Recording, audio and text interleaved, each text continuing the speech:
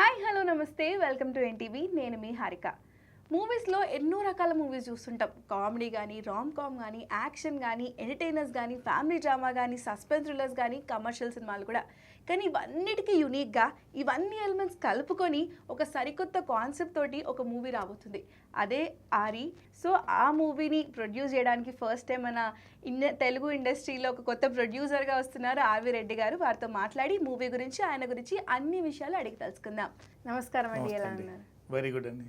Nice to be in NTV. NTV ప్రేక్షకులకి, తెలుగు ప్రేక్షకులకి అందరికీ నమస్కారం. థ్యాంక్ యూ సో మచ్ అండి. సో జనరల్గా ఎన్ని టీజర్స్ చూసినా కూడా రాని క్యూరియాసిటీ, ఎగ్జైట్మెంట్ నాకు పర్సనల్గా ఈ టీజర్ ట్రైలర్ చూసినాక వచ్చింది. ఎందుకంటే ఇలాంటి సబ్జెక్ట్ ఏంటి అసలు అర్థం కూడా కాలే. ఫ్యాంటసీయా, ఫిక్షనా, గాడ్ గురించి క్వశ్చన్ చేస్తున్నారు. చాలా థింగ్స్ ఉన్నాయి అందులో. ఇప్పుడు హ్యూమన్ ఎమోషన్స్ ఎట్లా వర్క్ అవుతున్నాయి అని. అసలు ఈ స్టోరీ మీకు ఎలా దొరికింది? ప్రొడ్యూసర్గా మీరు ఎలా అవ్వారు? ఈ స్టోరీ అండి, అంటే ఎక్సైట్మెంట్ అంతా ఈ స్టోరీ నుంచి వచ్చింది. సో ప్రొడ్యూసర్ అవ్వాలి అంటే పాండమిక్ తర్వాత చాలా కాంటెంట్ వచ్చింది, చాలామందిని చూస్తూ ఉన్నాము, డిఫరెంట్ జోనర్స్ అయిపోయినాయి. సో బ్యాక్ ఆఫ్ మైండ్ ఎక్కడో ఒక మంచి సినిమా తీయాలని ఆలోచన ఉండింది. చిన్నప్పటి నుంచి అంటే నేను ఈ స్టోరీ టెల్లింగ్ కానీ, విత్ డిఫరెంట్ ఎమోషన్స్ కానీ ఎక్కడన్నా ఉన్నప్పుడు కనెక్ట్ అయ్యి చూసేవాళ్ళము. ఈ కథ అనుకున్నప్పుడు ఈ సేమ్ డైరెక్టర్ ఇప్పుడు పాండమిక్లో అయిన పేపర్ బాయ్ అనే సినిమా తీశారు. అది వైరల్ అయింది, ఆ పేపర్ బాయ్ సినిమా పాండమిక్ టైంలో. సో అలా చూసినప్పుడు ఎవరైతే అనుకున్నప్పుడు తన షార్ట్ ఫిల్మ్స్ అవి ఇవన్నీ చూశాను. So here's some kind of logical sense, సెన్సిబిలిటీస్ని కరెక్ట్గా టచ్ చేయటము. సో అది నాకు నచ్చింది. సో మేము కనెక్ట్ అయ్యి మాట్లాడుతున్నప్పుడు is told me so many other thrillers, love stories దీనికన్నా ముందు కూడా స్టోరీస్ చెప్పారు. అంటే నాకేం నచ్చలేదు. So we travel almost 6 to 8 months just on story. So ఫైనల్గా ఈ అరి స్టోరీ వచ్చినప్పుడు it's like a mythology. Basically it's a mythology, suspense thriller. దానికి ఒక స్పిరిచువల్ యాంగిల్ యాడ్ అయినప్పుడు ఫ్యాంటసీ డ్రామా, లేకపోతే రామారావు గారు, నాగేశ్వరరావు గారు చేసిన అట్లాంటి పౌరాణిక చిత్రం అయితే కాదు. ఇది ఒక సోషల్ మెసేజ్ ఉన్న ఒక సినిమా. సో అంటే ఆయన చెప్పిన థీమ్, ఒక లైనర్ బాగా నచ్చింది. ఏంటంటే మనిషి పాపపుణ్యాలు చేసేటప్పుడు తనల్ని ఎవరు చూడట్లేదు అనుకుంటూ తను గడిపేస్తూ ఉంటాడు. తనకు కావాల్సినవి తను నెరవేర్చుకుంటూ ఉంటాడు. ఆ భ్రమలో తను తప్పు చేస్తున్నాడా, ఒప్పు చేస్తున్నాడా అనే విషయాన్ని కన్వీనియంట్గా తనకు అనుకూలంగా తన అవసరాల కోసము మార్చుకుంటూ వెళ్తూ ఉంటాడు. సో ఒకవేళ ఆ ప్రాసెస్లో తనకేమైనా తీరని కోరికలు ఉన్నప్పుడు, ఇంకా మనిషి మృగంగా మారి అంటే ఇన్హ్యూమన్ అయిపోయి ఒక సనాతన ధర్మంలో ఒక ధర్మం తప్పి అవతల వైపు వెళ్ళి ఆ కోరిక నెరవేర్చుకోవాలి అనుకున్నప్పుడు, అడ్డు అదుపు లేనప్పుడు, ఎవరు చెప్పేవాళ్ళు లేనప్పుడు ఎలా బిహేవ్ చేస్తాడు, ఎలాంటి ప్రవర్తన ఉంటుంది, అతని వలన ఆ బిహేవియర్ వలన, ప్రవర్తన వలన తనకి, తన కుటుంబానికి, చుట్టూ ఉన్న సమాజానికి ఈ ఇబ్బందులు ఏముంటాయి, ఆ కాన్సిక్వెన్సెస్ ఏంటి, ఒకవేళ తన దాకా వచ్చినప్పుడు అదే సిచ్యువేషను తన దాకా వచ్చినప్పుడు. ఎందుకంటే మనిషి ఇప్పుడు అరి అనే మేము టైటిల్ పెట్టుకుంది అరిషడ్ వర్గాల నుంచి తీసుకుంది. First 2 letters. అరిషడ్ వర్గాలు అంటే ఏముంటాయి, ఇప్పుడు కామం, క్రోధం, మదం, మాత్సర్యం, ఈ 6 లక్షణాలు ఉంటాయి. ఈ 6 లక్షణాలు ఉన్నప్పుడు ఈ మనలో ఉంటాయి, అంతర్గతంగా ప్రతి మనిషిలో ఈ లక్షణాలు ఉంటాయి. అవసరం కొద్దీ ఒక్కొక్కటి బయటకు వస్తూ ఉంటుంది. అంటే సినిమా మీరు చూస్తున్నప్పుడు ఈ సినిమాలో మీరు నోటిఫై అవుతారు. సో ఒక్కొక్క ఎమోషన్ గురించి మీరు ఒక్కొక్క ఎమోషన్ 6 ఎమోషన్స్ తీసుకున్నారా? 6 ఎమోషన్స్ ఉంటాయి. 6 ఎమోషన్స్ ఇప్పుడు మీకు నడిచొచ్చి తెర మీద ఉంటే అందరికీ అన్ని ఎమోషన్స్ క్లియర్ రిఫ్లెక్షన్స్ సినిమా మీద చూస్తారు. చూసినప్పుడు వాటిల్లో కనీసం అవుట్ ఆఫ్ 6 మీకు ఒక 3నో 4 2నో ఏదో ఒక పర్సంటేజ్లో రిలేటబుల్ ఉంటాయి. మీరు అసలు నా స్టోరీ ఎందుకు చెప్తున్నారు ఇక్కడ అన్న ఫీలింగ్లో ఉంటారు మీరు. అంటే నన్ను చూపిస్తున్నారే, ప్రతి మనిషి నన్ను చూపిస్తున్నారేంటి, ఇది ఎప్పుడో నేను చేశానే, ఎప్పుడో ఇలా అంటే నా ప్రవర్తన ఉండిందే, నా వలన ఎవరైనా ఇబ్బంది పడి ఉంటారా అనే ఆలోచనకి తీసుకెళ్ళగలిగే సినిమా ఇది. ఫీల్ గుడ్ మూవీ, అంటే నైస్లీ బ్లెండెడ్, అన్ని ఎమోషన్స్ నైస్లీ బ్లెండెడ్. మీరు ఎట్లా ఉంటుందంటే ఒక బీచ్లో అలా బ్రీజ్ అయిపోతున్నట్టు ఉంటుంది. ఓకే, మీరు అక్కడ కూర్చొని ఏ ఎమోషన్లో ఉన్నా కానీ, ఇప్పుడు బాధ ఉన్నా, సంతోషం ఉన్నా, you can see all kinds of people in the beach. అన్ని ఎమోషన్స్ ఎన్ని ఎమోషన్స్ ఇప్పుడు తెర మీద తెర మీద కనిపిస్తూ ఉంటుంది. అంటే ఈ ఒక్కొక్కటి సే ఫర్ ఎగ్జాంపుల్ ఇప్పుడు జలస్ అనే క్యారెక్టర్ని అనసూయ గారు ప్లే చేశారు. అంటే అనసూయ ఎంత అంటే అసూయ అనే ఒక మనిషి తెర మీద చూస్తే మీరు అనసూయ గారు నిజంగా పరకాయ ప్రవేశం చేసి తను ఎన్నో క్యారెక్టర్స్ చేసింది. కానీ this is very decent character. అంటే ఎక్కడ వల్గారిటీ ఉండదు, తన పర్ఫార్మెన్స్ ఒక్కటే ఉంటుంది. కానీ చాలా బాగా క్యారీ చేసింది. మా దగ్గర పెద్ద స్టార్డమ్ ఉన్న హీరో కానీ హీరోయిన్ కానీ లేకపోవచ్చు, కానీ మా కథే మా స్టార్. ప్లస్ మా ఆర్టిస్టులు వీళ్ళందరూ కొత్త వాళ్ళు కాదు. కాస్టింగ్ తీసుకుంది కూడా పర్ఫెక్ట్గా తీసుకున్నారని చెప్పాలి. ఎందుకంటే అందరు కూడా అనసూయ గారు కానీ, సాయి కుమార్ గారు కానీ, శ్రీకాంత్ అయ్యంగార్, సురభి గారు, ప్రతి ఒక్కరు కూడా లైక్ సుబలేఖ సుధాకర్ గారు, ప్రతి ఒక్కరు కూడా ఇండియన్ అంటే తెలుగు వాళ్ళు ఈజీగా కనెక్ట్ అవుతారు. ఆ క్యారెక్టర్ ముందుకు వస్తే స్క్రీన్ మీద ఈజీగా రిలేటబుల్ అయ్యే క్యారెక్టర్స్ అవి. సో అక్కడ మీరు సగం సక్సెస్ అయ్యారని నేను అనుకుంటాను. అండ్ మీరు చూస్తే అంటే ఒక్కొక్కరు పైసా వసూలు పర్ఫార్మెన్స్ ఇచ్చారండి. అంటే వాళ్ళు కొత్తగా ప్రూవ్ చేసుకునేది ఏమీ లేదు, కానీ ఒక నెక్స్ట్ లెవెల్కి వెళ్ళి ఒక్కొక్క క్యారెక్టర్ని అమోట్ చేశారు. ఇప్పుడు శ్రీకాంత్ అయ్యంగర్ గారు యాంగర్ అనే దాన్ని ప్రజెంట్ చేశారు పర్ఫెక్ట్గా. అంటే ఆయన నిజంగా సూట్ అయ్యారు ఆ క్యారెక్టర్కి, అంత నీట్గా ప్రజెంట్ చేశారు. కానీ అట్ ద సేమ్ టైం ఒక ఎమోషన్, తను ఇట్లా ఒక తండ్రిగా తను బాగా సంపాదించి తన కుటుంబాన్ని కొడుకుని ఒక పెద్ద ఉన్నత స్థానంలో చూడాలి అనుకున్నప్పుడు ఆ కొడుకు పోరంబోకోడైతే తండ్రి కొడుకు పడే బాధ ఎలా ఉంటుంది, దాన్ని దారిలో తెచ్చుకోవడానికి ఏమేం చేయాలో ఏమేం చేయకూడదు అవన్నీ చేసినా కానీ దారికి వచ్చాడా రాలేదా అనేది స్టోరీ, ఒక ఎపిసోడ్. సో అట్లానే ఇప్పుడు సుబలే సుధాకర్ ఉన్నారు, కుటుంబంలో ఉన్న ఆస్తి అంతా తనకే ఉండాలి, గ్రీడినెస్. దానికోసం అతను ఏం చేశాడు, ఓకే కుటుంబాన్ని చూసుకున్నాడా, కుటుంబాన్ని వదిలేశాడా, అంటే ఇవన్నీ రిలేటబుల్. ప్రతి కుటుంబంలో జరిగే సన్నివేశాలు డైలీ లైఫ్లో మీరు చూస్తూ ఉంటారు, జరిగే ఎమోషన్స్ని సిచ్యువేషన్స్ని అంటే నైస్గా ప్రజెంటబుల్గా చెప్పాము. సో ఇప్పుడు మీకు అవన్నీ తీరని కోరికలు, కుటుంబంలో ఆస్తి అంతా మీకు కావాలి, ఒక లైనర్ రైట్. కొడుకు ఏం పని చేసైనా కొడుకుని ఉన్నత స్థితిలో పెట్టాలనుకున్న ఒక తండ్రి ఆశయం, దానికి అనుగుణంగా కొడుకు లేకపోవటం. నెక్స్ట్ తరతరాలకి తరగని ఆస్తి ఇట్లనే ఉండాలని ఒక గర్వంగా ఉండే ఇంకొక క్యారెక్టర్ రైట్. ఒకటి కామంతో, అంటే ఇది చాలా మా సినిమాకున్న సోల్. మీరు చూస్తే ఒక డైలాగ్ ఉంటుంది సినిమాలో, సినిమా మొత్తం నేను చూసాను కాబట్టి చెప్తున్నాను. ఇంటి నుంచి బయటకు వచ్చే ప్రతి ఆడపిల్లకి ఒక కథ ఉంటుంది, ఒక బరువు, ఒక బాధ్యత ఉంటుంది.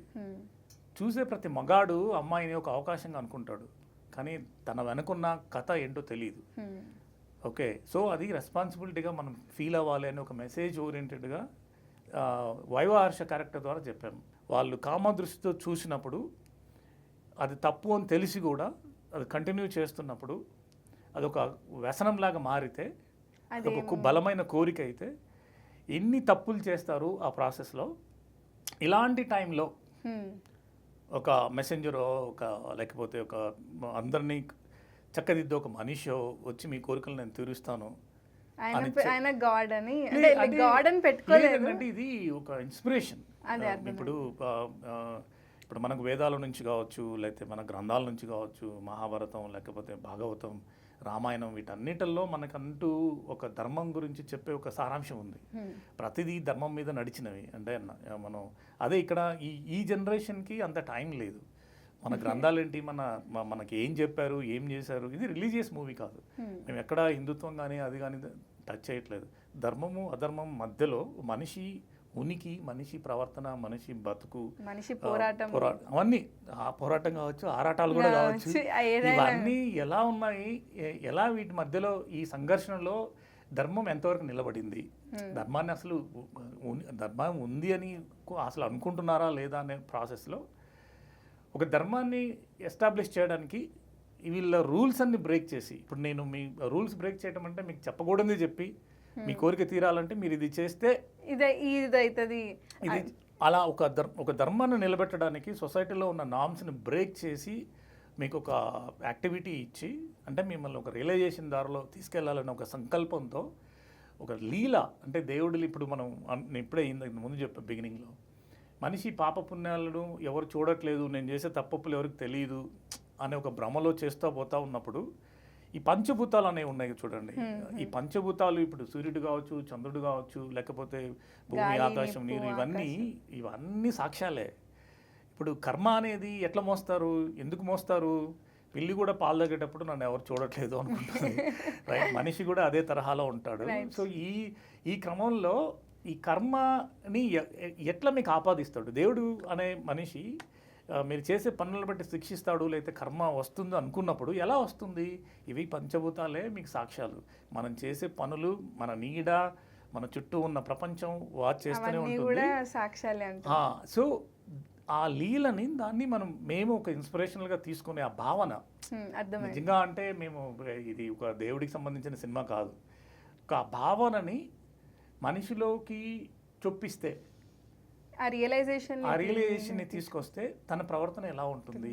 తర్వాత ఈ క్యారెక్టర్స్ అన్నీ ఇండివిజువల్ స్టోరీస్ కాదండి, ఇవన్నీ దే క్రాస్ ద ప్యాథ్స్. తెలియకుండానే ఇంటర్వల్ బ్యాంక్ తర్వాత నుంచి మీకు ఇంకా సినిమా నెక్స్ట్ లెవెల్కి వెళ్తుంది. అంటే సో కమర్షియల్గా తీసుకుందాం అంటే కూడా మీరు ఎక్కడ డీవియేట్ కాకుండా స్టోరీ మీదనే కాన్ఫిడెంట్గా ఉండి అక్కడే ఉండి ఇంకా ఇప్పుడు రిలీజ్కి ప్లాన్ చేస్తున్నాను.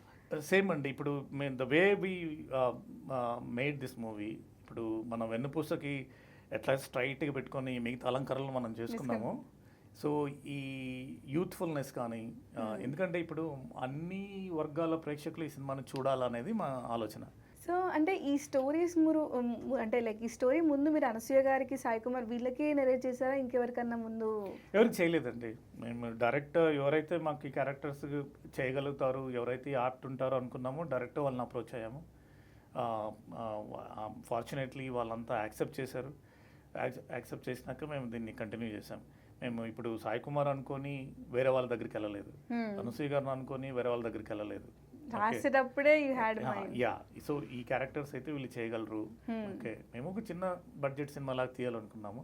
కానీ ఇదేమైపోయింది, ఇప్పుడున్న నేటివిటీకి, ఇప్పుడున్న కమర్షియాలిటీకి దీన్ని అనుగుణంగా తీర్చిదిద్దాలి అనే ఉద్దేశంతో సరే మనం ఒక డిలే అయినా కానీ పర్లేదు, లేట్ అయినా లేటెస్ట్గా రావాలి, అందరినీ ఆకట్టుకోవాలి అని ఒక కంప్లీట్ మూవీ తీసామండి. పక్కా కమర్షియల్ మూవీ, కంప్లీట్ మూవీ. మీకు అన్ని ఫ్లేవర్స్ ఉంటాయి దీనిలో. అంటే ఒక 6 years మీరు చిన్నారి కిట్టయ్య సాంగ్లో చూస్తే చిన్నపిల్లలు కూడా డాన్స్ చేస్తూ ఉంటారు, రైట్? అంటే ఒక కృష్ణలీలని చాలా బాగా చెప్పాము. మీకు సంగీతం అంటే మ్యూజిక్ చూసుకుంటే అనూప్ రూపెన్స్ గారు చాలా రోజుల తర్వాత, I know I have seen his movies but I'm still openly saying, చాలా రోజుల తర్వాత హృదయానికి హద్దుకునే ఒక మ్యూజిక్ ఇచ్చారు. బ్యాక్గ్రౌండ్ స్కోర్ కానీ, మ్యూజిక్ కానీ, అంటే అండ్ లిరిక్ రైటింగ్ కూడా చాలా బాగుంది. అంటే ఎవ్రీ సాంగ్ కూడా లైక్ థీమ్కి అనుకున్నట్టు ఎగ్జాక్ట్గా లిరికల్గా కూడా హిట్ అయ్యేటట్టు, ఆ పాయింట్ మనకి ఎక్కడైనా కూడా మెటాఫరిక్గా అయినా ఎట్లయినా హిట్ అవ్వాలి, what you wanted to communicate అనేది లిరిక్ వల్ల కూడా మంచిగా. సో మేము ఈ చిన్నారి కిట్టయ్య సాంగ్ రాసుకునేటప్పుడు చాలా మందిని అనుకున్నామండి. తర్వాత కసర్ల శ్యామ్ వచ్చి మేము రిక్వెస్ట్ చేసింది ఏంటంటే ఒక సరళమైన భాషలో మన సాహిత్య విలువలు ఎక్కడ తగ్గకుండా మన తెలుగు వాళ్ళకి అర్థమయ్యే విధంగా గ్రాంధిక భాషలో కాకుండా, అంటే ఇప్పుడు శ్రీకృష్ణుని గురించి ఇప్పుడు సంస్కృతిలో ఉన్న శ్లోకాలన్నీ తీసుకొచ్చి చెప్పాలా చేయాలంటే ఎవరికి రీచ్ కాదు. అదేదో మేము ఒక ఎమోషన్, ఒక థీమ్ని చెప్పాలనుకున్నప్పుడు మనం చెప్పొచ్చు. మేము అది క్లైమాక్స్లో యూజ్ చేసాం. గూస్ బంప్స్ వస్తాయి మీకు ఆ విశ్వరూపం చూపించినప్పుడు.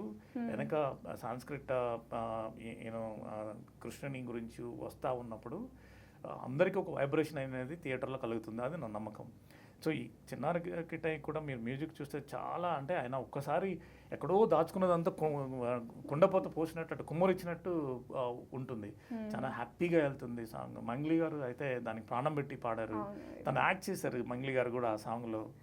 సో అంటే అందరూ చాలా సపోర్టివ్గా, చాలా పాజిటివ్గా, చాలా హ్యాపీగా వెళ్ళిందండి. డిలేస్ అనేవి ఎందుకు అంటే మేము దీన్ని ఒక కంప్లీట్ కమర్షియల్ మూవీగా తీర్చిదిద్దాలి. Okay, people should not say that ఓ చిన్న సినిమా, ఓ డాక్యుమెంటరీ లేదా ఓటీటీ అట్లా అనుకోకూడదు. ప్రొడక్షన్ వాల్యూస్ కానీ, క్వాలిటీ కానీ, అంటే అన్ని విభాగాలలో మ్యూజిక్ కావచ్చు, ఫైట్స్ కావచ్చు, లేకపోతే ఈ డ్రామా కావచ్చు, బిట్వీన్ పీపుల్ కలగలుపుకొని, అంటే ఇట్స్ ఆల్ మిక్స్ అండి, చాలా వెల్ బ్యాలెన్స్డ్. అది డైరెక్టర్కి ఇవ్వాలి. నేను ఫస్ట్ కట్ మొన్నే చూశాను, సారథిలో వెళ్ళి చూశాను. చాలా బాగుంది. ఇది చాలా క్యూబ్ రెడీ, మేమంతా రెడీగా ఉన్నాము. మాకు ఇప్పుడు థియేటర్స్ దొరికితే, ఎందుకంటే ఇప్పుడు మా ఎస్టాబ్లిష్మెంట్ మా ఓనికి ఎవరికి తెలియదు, మేము ఒక కొత్త సినిమాతో వస్తున్నాము, ఇది ఒక జర్నీ మేము స్టార్ట్ చేసాము. ఇప్పుడు అదే నేను దిల్ రాజు, ఒక అరవింద్ గారు, లేకపోతే సురేష్ బాబు గారు, లేకపోతే ఇంకోరు అయింటే కన్నా ఇది ఒక 100 crores సినిమా అయి ఉండేది. ఒక కాంతారా అయి ఉండేది, లేకపోతే ఒక నిఖిల్ హీరోగా చేశారు కదా కార్తికేయ 1 or 2, ఇది 3 అయి ఉండేది. సో మాకు ఆ స్కోప్ లేదు, ఎందుకంటే వాళ్ళకి నాకు పరిచయం లేదు, నేను వాళ్ళకి పరిచయం లేదు. ఈ ఇండస్ట్రీలో అంత ఎస్టాబ్లిష్ అవ్వలేదు కాబట్టి, మనకు అన్ని పరిచయాలు లేవు కాబట్టి ఫస్ట్ ప్రూవ్ చేసుకోవాలి. ఇప్పుడు సక్సెస్ మ్యాటర్స్. సో మీరు అన్నట్టు థియేటర్స్ దొరకడం చాలా కష్టం అయిపోతుంది. మీరు ఏం చేస్తున్నారు అంటే ఇప్పటికి ఎంతవరకు ప్రొడ్యూసర్గా డిస్ట్రిబ్యూషన్ వైజ్గా ఎక్కడ ఛాలెంజెస్ వస్తున్నాయి, ఇక్కడ వరకు మీరు చేస్తున్నారు? ఛాలెంజెస్ అంటే ఉన్నాయండి. ఇప్పుడు మేము యాక్చువల్గా 38కి వెళ్ళిపోయినంటే బాగుండుండేది. We were ready actually. కాకపోతే అప్పటికి చాలా సినిమాలు వచ్చేసినాయి. మేము ప్రమోషన్స్ కరెక్ట్గా చేసుకోకపోతే ఇది రిజిస్టర్ కాదు మా సినిమా అని చెప్పేసి కొంచెం ఆలోచనలు పడాల్సి వచ్చింది. లేకపోతే 38 వెళ్ళిపోయింటే బాగుండుండేది. సో 6th అనుకున్నాము, తగ్ లైఫ్, చాలా సినిమాలు వచ్చేసినాయి. ఇప్పుడు మళ్ళీ దీన్ని ఎక్కడ ఐడెంటిఫై చేస్తారా చేయరా అనేది ఒక డైలమ్. 12th మీకు తెలుసు పవన్ కళ్యాణ్ గారి సినిమా వస్తుంది, హరి వర్సెస్ హరిహర వీరమల్లు వేసేయండి అన్నారు. అంటే నేనన్నా, అంటే నాకు తెలుసు ప్రాక్టికాలిటీ తెలుసు. ఇప్పుడు ఆయన ఒక పెద్ద స్టారే కాకుండా ఇప్పుడు ఆయన డైనమిక్స్ వేరు. ఆయన ఇప్పుడు deputy chief minister, political influence, he has become you know beyond celebrity. Okay, so అక్కడికి వెళ్ళి హరి వర్సెస్ హరి అని మనం చెప్పలేము, అనలేము. సో ఆ రిస్క్ మేము తీసుకోదలుచుకోలేదు. సో ఇప్పుడు opportunity we don't know. So దాని తర్వాత ఉన్న స్లాట్ మేము ట్రై చేస్తున్నాము. బట్ జూన్లోనే ఉంటుంది. జూన్లో very soon June for sure జూన్లో ఉంటుంది. ఓకే, సో మీరు అన్నట్టు బడ్జెట్ ఎక్సీడ్ అయిందా అంటే స్టార్టింగ్ అనుకున్న దానికి ఇప్పటికి? అంటే ఇది కామన్ అండి ఇండస్ట్రీలో. ఇప్పుడు మీరు రామనాయుడు గారిని చూసుకున్నా, లేకపోతే ఇంకా పెద్ద మొగల్స్ అనుకునే ప్రొడ్యూసర్స్ని చూసుకున్నా కానీ వాళ్ళ ఇన్స్పిరేషన్ ఉంటుంది మాకు. బట్ వాళ్ళంత కంట్రోల్ మేము చేయలేము. మాకు ఎందుకంటే కొత్తగా వచ్చాం కాబట్టి, రిమోట్ నుంచి ఆపరేట్ చేస్తున్నాం కాబట్టి, ఇనిషియల్గా అనుకున్నది ఒకటి చెప్పాను కదా, మా ఫీడ్బ్యాక్ బేస్ చేసుకొని కొంత కమర్షియాలిటీ యాడ్ చేయాల్సి వచ్చింది. అలాంటప్పుడు ఈ బడ్జెట్స్ అనేవి పెరుగుతాయండి. ఇప్పుడు ఆర్టిస్టులు డేట్లు వాళ్ళు ఆల్రెడీ బిజీ అయిపోయింటారు, లాంగ్ రన్లో వాళ్ళు ఒకే చోట ఉండలేరు. సో ఇది ప్రతి కామన్ అండి. అంటే మాకొక్కరికే బడ్జెట్స్ పెరుగుతున్నాయి అనే విషయం కాదు. ఎస్, అంటే బడ్జెట్ పెరిగింది వాస్తవం, అట్లానే క్వాలిటీ పెరిగింది, అట్లానే సినిమా రేంజ్ పెరిగింది. ఇప్పుడు మీరు ఆ సినిమా రిలీజ్ అయిన తర్వాత మీరు చూస్తారు. ఓకే, అంటే వీళ్ళు ఇంత ధైర్యం చేశారా, ఈ ప్రొడ్యూసర్స్కి అసలు హీరో హీరోయిన్ లేకుండా ఎంత గట్స్ ఉండి ఈ సినిమాని ఇన్ని రోజులు దీన్ని హోల్డ్ చేసుకొని ఇప్పుడు రిలీజ్కి సిద్ధమైనారా అనే ఆలోచన కూడా చేస్తారు, అంటారు, అడుగుతారు కూడా. ఎందుకంటే మా కాన్ఫిడెన్స్ ఏంటంటే కథ ఒకటి, చెప్పిన విధానము, డైరెక్టర్ కూడా చాలా హోల్డ్ చేసుకున్నారు. ఎందుకంటే it is also for him, you know it's a life, you wanted to say this. ఇది ఆయన ఇలా ప్రజలకు చెప్పాలి, నేను ఇలా తీయాలి అని ప్రతి డైరెక్టర్కి ఒక డ్రీమ్ ఉంటుంది. ఇలా చెప్పుకోవాలి, ఒక రొటీన్ ఫార్మాట్లో వెళ్ళకుండా 4 ఫైట్లు, 2 సాంగ్లు, లేకపోతే ఏదో డ్రామా, సెంటిమెంట్ అలా కాకుండా. సో ఈ టుక్ యూనిక్ కాన్సెప్ట్, యూనివర్సల్ కాన్సెప్ట్. ఇప్పుడు ఈ అంతర్గత శత్రువులు అనేవి అందరిలో ఉంటారు, కానీ ఎలా చంపాలో తెలియదు, అదే బాధ. అందరిలో ఉంటారు, అవి మనకు చాలా సందర్భాలలో బయటపడుతుంటాయి. మన ఫ్రెండ్స్, లేకపోతే మన సిబ్లింగ్స్, మన ఫ్యామిలీలోనే చెప్తూ ఉంటారు, రే వాడితో జాగ్రత్తగా ఉండండి రా, లేకపోతే అమ్మాయిని డిస్టర్బ్ చేయకుండా రా, ఇట్లా చెప్తూ ఉంటారు. ఇవన్నీ ఏంటి ఎమోషన్స్. అంటే వాళ్ళకి బై డిఫాల్ట్ కొన్ని ఎక్స్ట్రా ఉండొచ్చు. అలాంటివి ఒక 6 క్యారెక్టర్స్ ఒకేసారి పాత్ క్రాస్ అయ్యి ఒక సెల్యులాయిడ్ మీద మీరు చూస్తున్నప్పుడు మిమ్మల్ని మీరు ఐడెంటిఫై చేసుకుంటారు ఈ సినిమాలో. But so good to know అండి, ఇలాంటి మంచి మూవీ ప్రొడ్యూస్ చేసినందుకు, తెలుగు ఇండస్ట్రీకి తీసుకొస్తున్నందుకు firstly thank you so much. మీరు అన్నట్టు ఈ మూవీ అంటే స్టాండ్ అవుట్ అవ్వాలి, అన్ని సినిమాలలో మిక్స్ కాకుండా అట్లా కాదు. ఎందుకంటే the story it self has some uniqueness, some universal concept. కాబట్టి ఒక మంచి డేట్ తీసుకొని మంచిగా ప్లాట్ఫామ్లో రిలీజ్ చేయండి, because Telugu industry needs such producers and such movies. మేము అదే కోరుకుంటున్నామండి. తెలుగు ప్రేక్షకులను కూడా మేము ప్రార్థించేది ఏంటంటే, మీరు చాలామందిని ప్రోత్సహించారు, చాలా సినిమాలు చూశారు, మమ్మల్ని కూడా అలానే ప్రోత్సహించండి, ఆదరించండి. ఈ సినిమా మిమ్మల్ని డిసప్పాయింట్ చేయదు, చాలా ఎంటర్టైనింగ్గా ఉంటుంది. తప్పకుండా మీరు ఎంజాయ్ చేస్తారు ఈ సినిమాని. Right, thank you so much. Thank you so much. So చూసారు కదా, ఒక యునీక్ కాన్సెప్ట్ తోటి, యూనివర్సల్ కాన్సెప్ట్ తోటి ఒక డిఫరెంట్ టేల్స్ ఆఫ్ 6 ఎమోషన్స్ని మనకు ఆన్ స్క్రీన్ చూపిస్తున్నారు. ఒక కొత్త అటెంప్ట్ అని చెప్పొచ్చు, ఎక్స్పెరిమెంటల్ అటెంప్ట్ అని చెప్పొచ్చు. ఇలాంటి మూవీస్ని మనం ఎంకరేజ్ చేయాలి. ఇలాంటి మూవీస్ ద్వారా ఇంకెన్నో మెసేజెస్ మనము బయటికి పోర్ట్రే చేయగలుగుతాము. సో ఈ మూవీ ఇంకా వెరీ సూన్లో రిలీజ్ అవబోతుంది. So watch only on theaters. That was NTV. Thank you.